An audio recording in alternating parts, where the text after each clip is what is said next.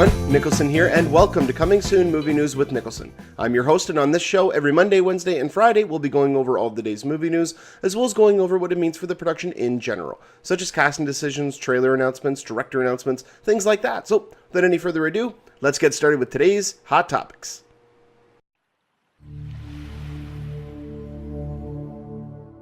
Walt Disney Pictures has unveiled our first full theatrical trailer for Tomorrowland. Now, this is a movie that up until this point has really been shrouded in secrecy. Not a lot of people know what's going on with this movie outside of the fact that George Clooney plays a boy genius who has grown old. Hugh Laurie will be playing the bad guy in some effect. We still don't really know how. And then at some point in the film, they're going to travel to this magical, mystical land known as Tomorrowland, where basically every futuristic idea that anybody's ever had has come to life, while simultaneously not having any conflict, or at least on the surface, that's what it appears to be. A paradise, a paradise is probably the best word to describe. And with this trailer, the one thing that I really liked about it, first off, it still acts like an extended teaser trailer. We do get a lot more footage in this. We get a better understanding of the story, but they didn't give away the farm. They did not show us everything. We don't know exactly what is going on with Tomorrowland. We don't know what the reasoning is, why they need to go there. Why are these people after them?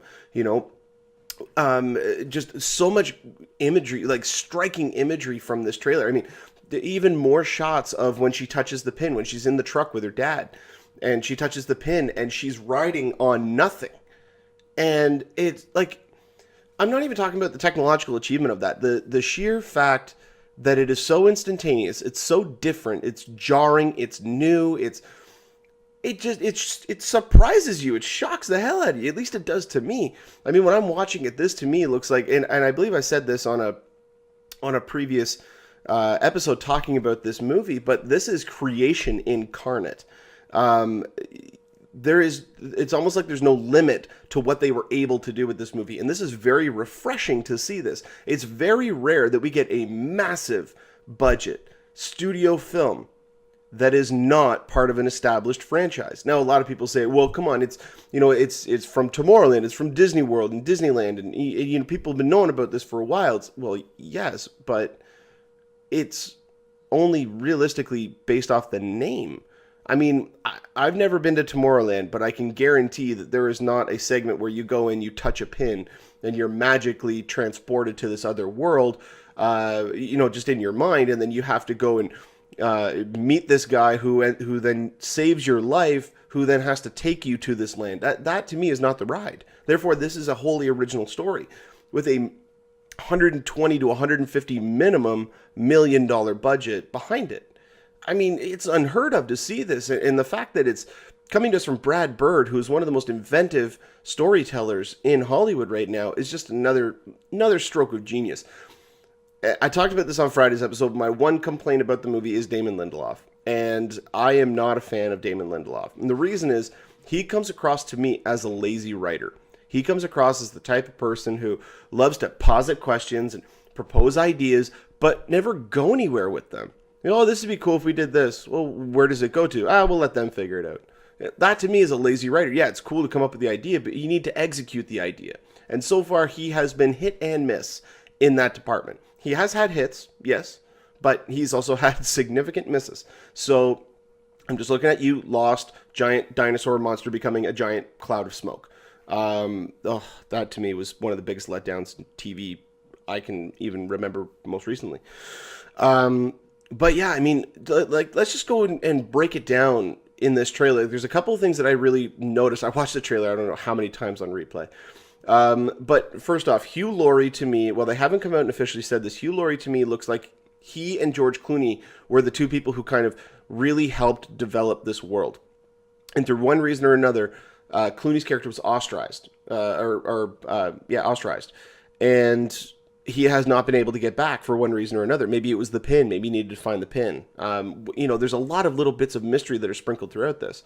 But I have a feeling that that's how those two know each other. They both helped create it, and then Hugh Laurie, through his own mischievous reasonings, decided to get rid of George Clooney out of the equation and send him back to our plane of existence. there's a lot of things. We get a giant mech warrior fight, which that looks really cool. We only get like a little snippet of it, but if you look closely, Britt Robertson, who plays Casey in this movie, or Cassie, I think it's Casey, but she is piloting one of them, or is on the back of one of them. Now, what that means is still up for deliberation. I mean, I really have no idea. Is she fighting? Is this...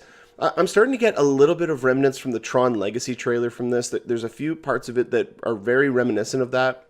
And that has me slightly worried, only because it's Disney and they've had a not so great track record when it comes to non-established franchises.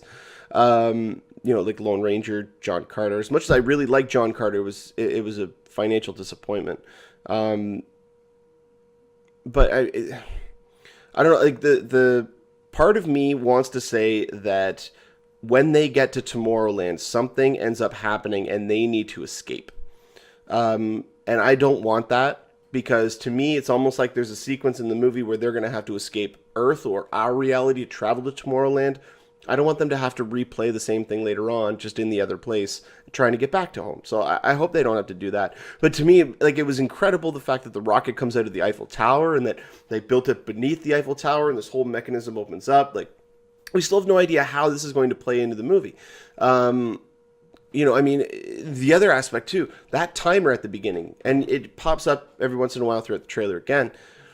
But what does that mean? What is that counting down to? Because if you look at it, it's counting down. It goes, I think, like 13, 12, 11, and it's got like 60 hours or something like that left, or something of that sort. Maybe it's 60 days. I don't really know. I'd have to look at it that much closer. But could that be that this is all going to culminate in some sort of problem or situation that the world is going to end, or some sort of apocalyptic or cataclysmic event is going to happen on Earth, and they need to go to Tomorrowland, or maybe that's going to happen in Tomorrowland, and they need to get there to stop it. That could be what the main storyline is. There's still a lot of speculation, still a lot of ways that they could go about this, but why would they sprinkle all these little bits into the trailer outside of, well, they mean something? And Brad Bird and Damon Lindelof is very good at sprinkling things in. Fulfillment is another story, but I have a lot of faith in Brad Bird, which is why I think this movie is going to be in pretty good hands. But the thing that I like is, also at the very end of the trailer, well, not the very end, but close to the end of the trailer, right before Hugh Laurie turns around and says he thinks he can save the future, you're looking at this weird dystopian version of Central Park. And Central Park, if you look at it closely, it's all warping. Everything is like bending and warping, and it looks to be waves or something like that in Central Park. What is going on there? Like, what is happening that is causing all of these events to happen? I have a feeling that we've only really seen the glimpse of this. We haven't seen the full effect of the movie, which is brilliant. I'm so happy that we have a big budget movie where we haven't seen anything. This, to me, the first trailer we got for Tomorrowland is the epitome of what a teaser trailer should be.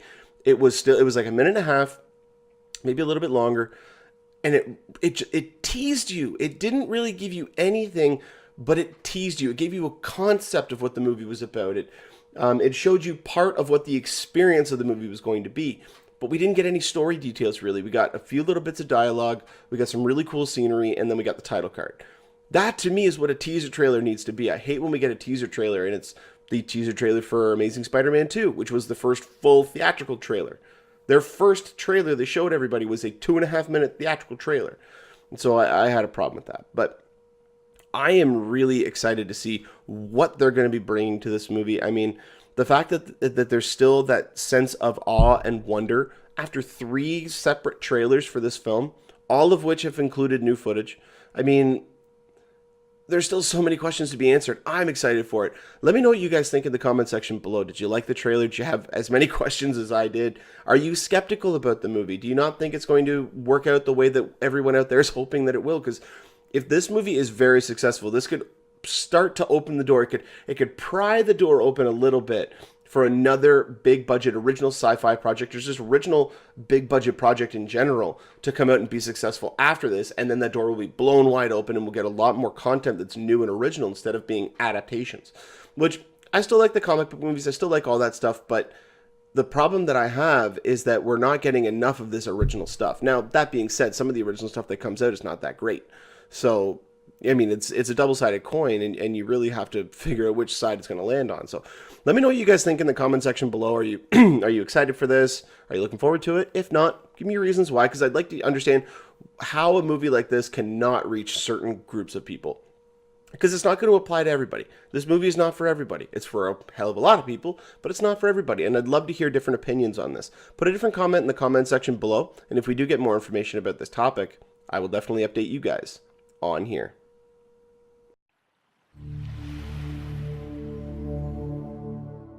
Jeremy Renner has officially joined the cast of the upcoming Captain America Civil War, which is pretty well making this movie now Avengers 3. When you look at the film, we have Captain America, Iron Man, now Hawkeye, Black Widow. We have Black Panther, most likely Spider-Man, who are also going to include Falcon and Winter Soldier, all going up against most likely Baron Zemo, who is, I don't believe it's been officially confirmed that he's a villain, but it's very, very heavily suggested that Baron Zemo will be one of the main villains, as well as Crossbones. He will be back, and most likely the overlooming threat of Hydra. Now, anybody watching Agents of S.H.I.E.L.D. will know that there's still a little bit that could be explored with Hydra, but they're really, really closing that knot quick. But this is 100% shaping up to be Avengers 3. I mean, while I do like the fact that we're getting more Hawkeye, I've actually been wondering if he was going to be the one to be killed off, because he's out of, in respect to all the other characters, he is the most useless. Well, actually, with the exception of what Winter Soldier did for Black Widow, I would have said that Black Widow was probably the most useless character, but now we just haven't gotten enough from Hawkeye.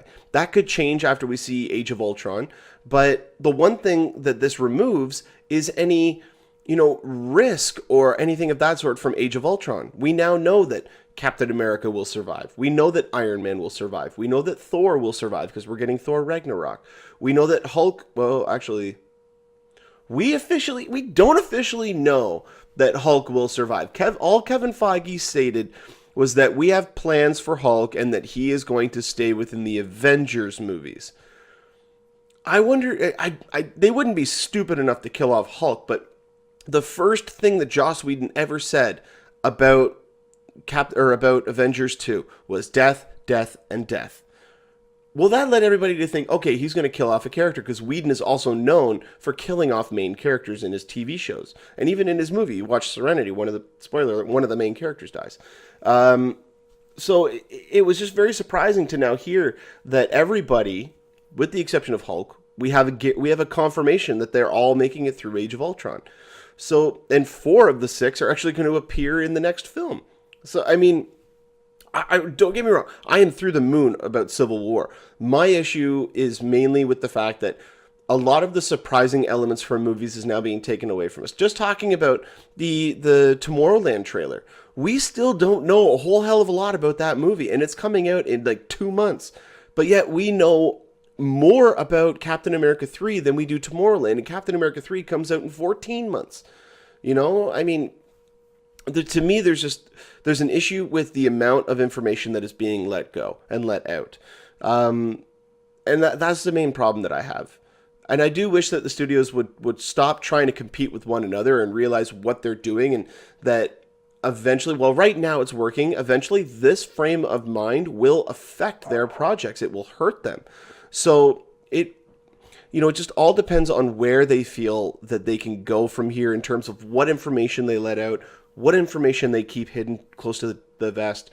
But one question that really gave me, or one question that I have is, I wonder if we're going to see Hawkeye and Black Widow now on opposing sides. I wonder if, for one reason or another, Black Widow is going to agree with Cap because they've set up their relationship. I wonder if they're going to make it so that Hawkeye sees the point of view of Iron Man. And then we not only get to see Captain America and Iron Man going head to head, but we might even see Black Widow and Hawkeye in a proper match. Not that little 1-minute fight we got in Avengers from them, which still was cool, but that was from Zombie Hawkeye, and I don't want to have a fight with Zombie Hawkeye. But Marvel is definitely pulling out all the stops to validate the fact that they're using the Civil War title. This, for all intents and purposes, is Avengers 3. And Infinity War Part 1 will be Avengers 4, and then Avengers 5 will be Infinity War Part 2.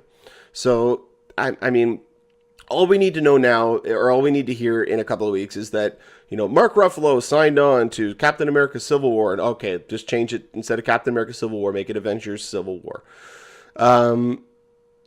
But yeah, I mean, I'm happy the fact that Jeremy Renner is signing on to this movie. I'm happy that we're getting more Hawkeye. To me now, it's starting to feel like it's not going to be a Captain America movie anymore. And it was already starting to feel that way. But I still felt that it was going to, like, everybody had come out and said, no, it's Steve's story. It's going to be relegated to Captain America being the central character. Iron Man is supposedly going to have about 40% screen time.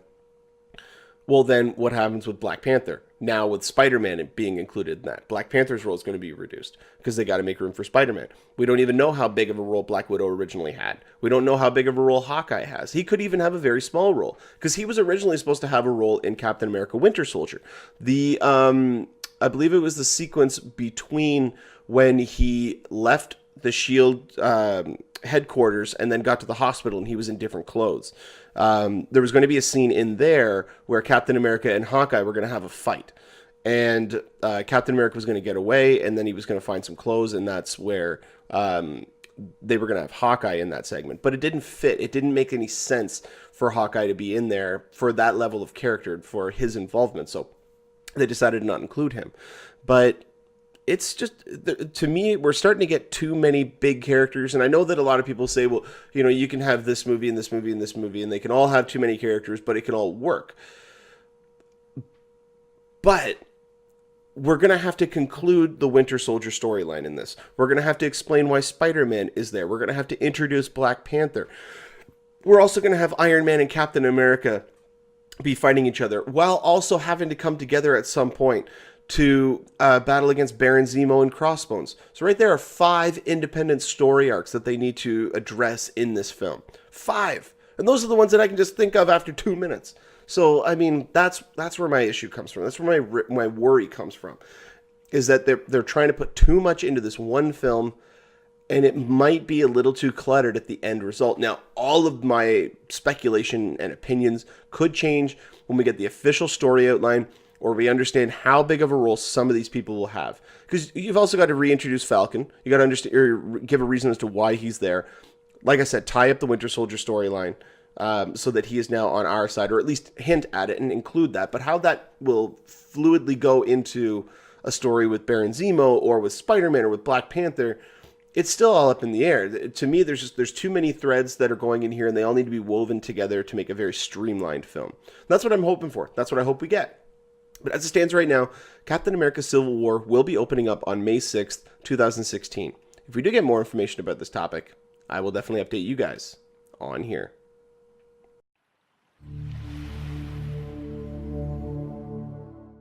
James Gunn recently did a Q&A on Facebook and addressed a couple of questions that a lot of fans had. And one of the answers that he gave was a fairly surprising one to a lot of people. He asked, somebody asked something along the lines of, are you going to be at Comic-Con this year?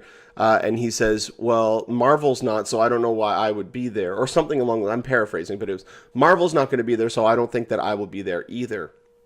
And that really got a lot of people curious and kind of, well, not freaked out, but it got a lot of people asking, why isn't Marvel going to be there? I mean, they're one of the main reasons why Comic-Con is as big as it is. Because when they launched their cinematic universe, they did that back in, I think it was 2007. Or 2006, sorry, when they announced Ant-Man and Iron Man. And then when they showed the footage in 2007, and then they debuted the film in 2008. And so they really got the ball rolling to make Comic-Con what it is today, as big of a convention as it is. So it's really surprising to hear that Marvel's not going to be focusing, or at least have an appearance at San Diego Comic-Con 2015. But let's take a step back, okay? First off, Marvel, this is not the first time that Marvel has skipped out on a panel. They did not have a panel the year before Avengers came out. They did not have one, I believe, at the 2011 Comic-Con. They had one the year before when they announced Captain America, Thor, and Avengers. But 2011, they were not there. Last year, I think this is one of the main reasons why they're not going to have a panel this year. Last year, they had a lot more things that they were going to be announcing, but the plans did not come together. The contracts were not signed. Things just didn't get ready, because that whole Phase 3 announcement, they were going to announce that at Comic-Con, but they didn't have everything ready. They were actually going to unveil, or at least the rumor goes, they were going to unveil Joaquin Phoenix on stage as Doctor Strange. And then, as we know, the contract didn't get signed, and it took another couple of months for him to drop out. Now we have Benedict Cumberbatch. To me, it's not that surprising, given that last year it was very lackluster. They just came out, it was everything we knew, and I don't want to use the word expected, because that's an entitled word. It was things that we already kind of knew that were coming. We knew we were going to get footage from Avengers Age of Ultron. We knew they were going to have some kind of a panel for Ant-Man because they needed to do something to save face on that film, which I'm still looking forward to, but I know some people who have their doubts on it. The reason why this year they're not going to have anything. Well, let's look at their production schedule. Ant-Man is going to be coming out about a week and a half after Comic-Con. There's no reason for them to spend all the money to get all the cast out there to have a panel there. People are already going to know at that point whether or not they're going to want to go and see it. They're already going to have their marketing in full swing. Everybody's going to know whether or not they're going to be going to see that film. The next one at the gate is Captain America Civil War, which, judging by the amount of cast that's in the movie, that's going to have a pretty big presence, but a lot of that movie I think is going to be held in secrecy until at least the main marketing push of the movie gets started. Now, that movie comes out the next May, but it only starts filming in April. Now, we don't know when in April. It could be the beginning, it could be the end. If it's the end, Comic-Con is at the beginning of July, which means they will have just over a month worth of footage. What that footage entails is beyond me, but when you look at a film that usually shoots for at least 3 to 4 months, you're only going to have maybe 25% of the footage for the film already in the can. Now, whether or not that's, action sequences, they're shooting all of the, the slower stuff first, or all the exterior stuff first, and then they're doing all the set work first, or the set work last. It's all dependent on their shooting schedule. We may have a lot of, helicopter shots and location shots and exterior shots, but nothing of action, at which point there's nothing to show. We may have gotten a glimpse as to what Benedict Cumberbatch was going to look like as Doctor Strange. I mean, that's even pushing it, because that's a year and a half away. They could save that for next Comic-Con. So there's not a lot that they have to show. So there's no point in starting to put together something or starting to get an idea of that they need to schedule people this time. They need to get people here. They need to fly these actors out or anything like that. They don't feel they need to. Plus, in like a month and a half later, they have D23, which is Disney's expo. So at that point, it's a little bit more contained. They can have a little bit more of the spotlight. They're not going to have to try to compete with the likes of Fox and DC and Legendary and all these other companies. So to me, it makes a lot of sense that they're going to do this. The downside is that there's the increasing reality. Comic-Con is no longer about the comics world.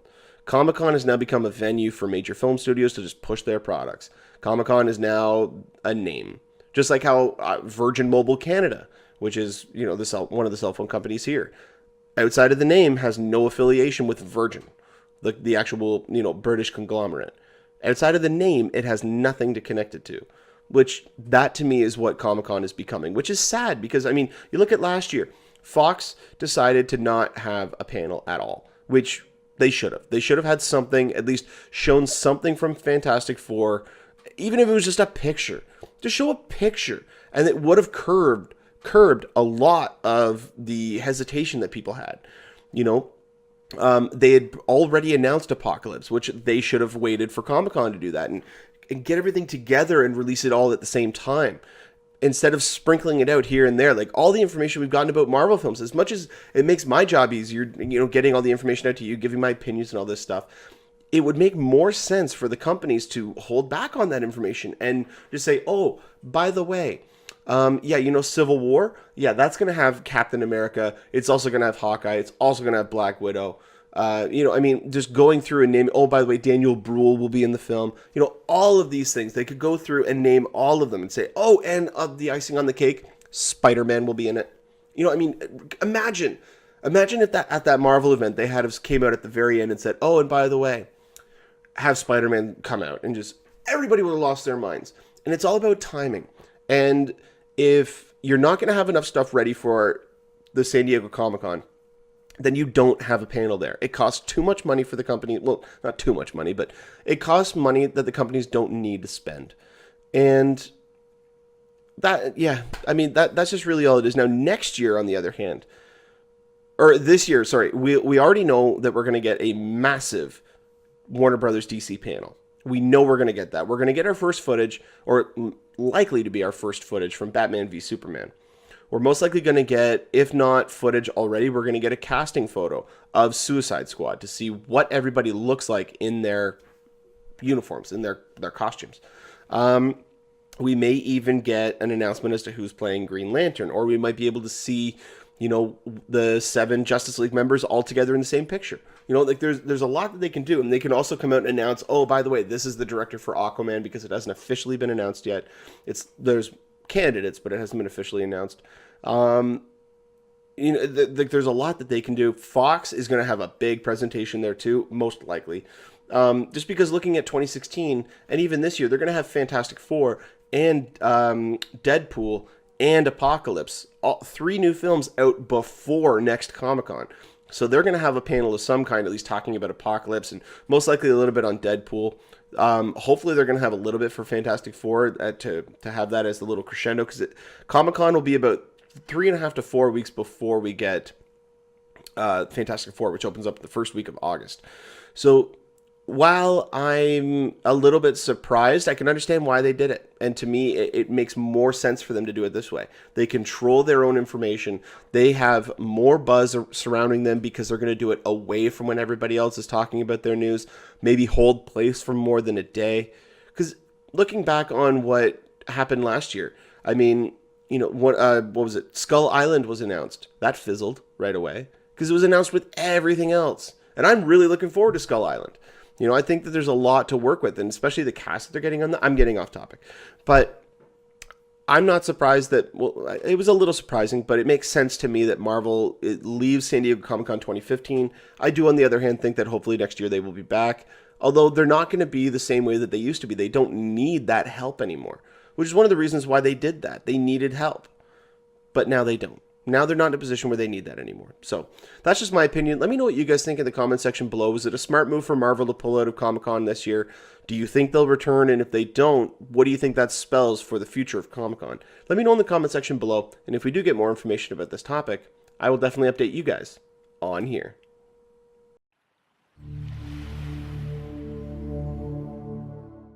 Well, that'll about do it for us here on Coming Soon Movie News with Niklsun. Thank you so much for watching. You guys have been a great audience. Go ahead and click that subscribe button there in the bottom corner. You get updates whenever we post a new video. You can also follow me on Twitter at Niklsun, Niklsun, for all of your movie updates. And also give us a like on our Facebook page at facebook.com/movie news with Niklsun. If you ever have a topic or a question you'd like to have talked about on the show, go ahead and put a comment in the comment section, or you can email us at movienewswithniklsun@gmail.com. And on every Friday episode, we'll try to get to as many as we can. But until next time, you guys enjoy the rest of your day. Take care.